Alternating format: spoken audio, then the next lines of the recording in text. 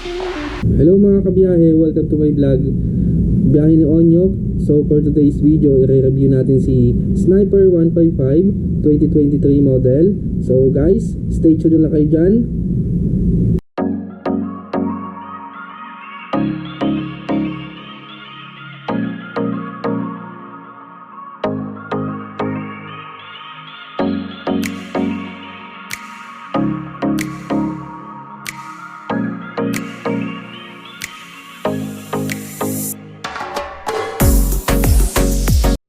Yamaha Sniper 155 2023 model.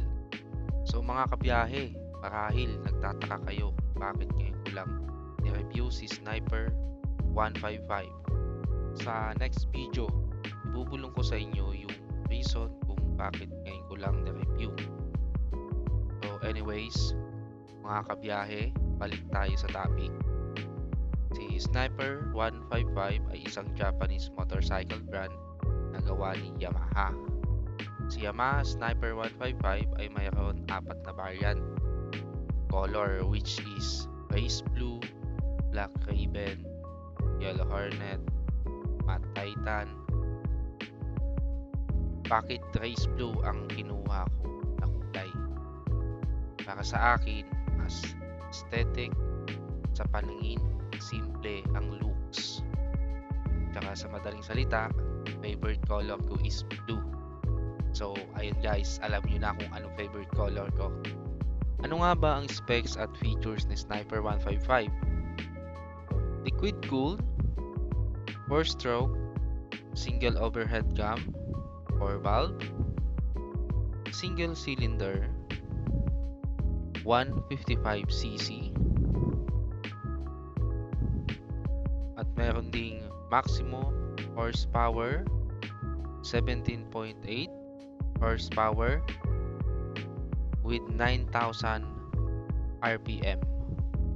Ang maximum torque niya is 14.4 Newton meter of torque with 8,000 RPM. So ang ignition type niya is electric push start.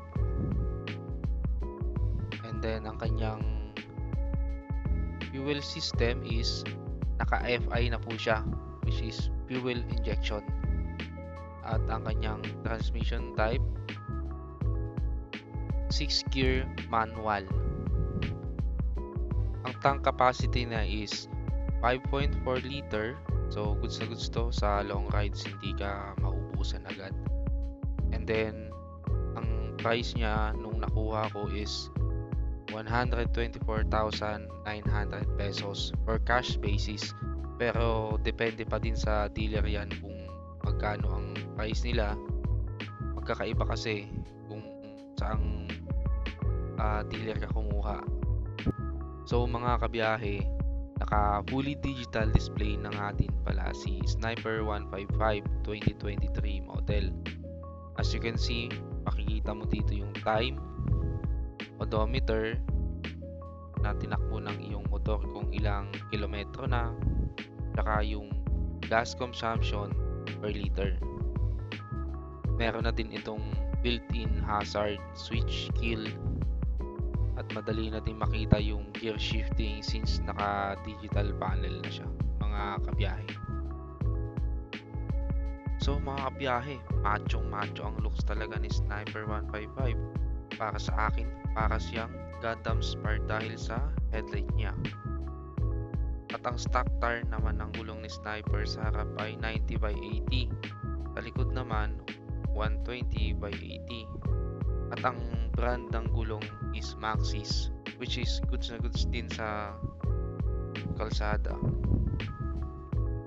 At ang kanyang braking system is naka disc brake harap at likod. At ang brand ng caliper is Aisin. So sa likod naman para siyang R1 Spark kasi napakaganda talaga ng taillight ni Sniper 155. Napaka-sexy guys.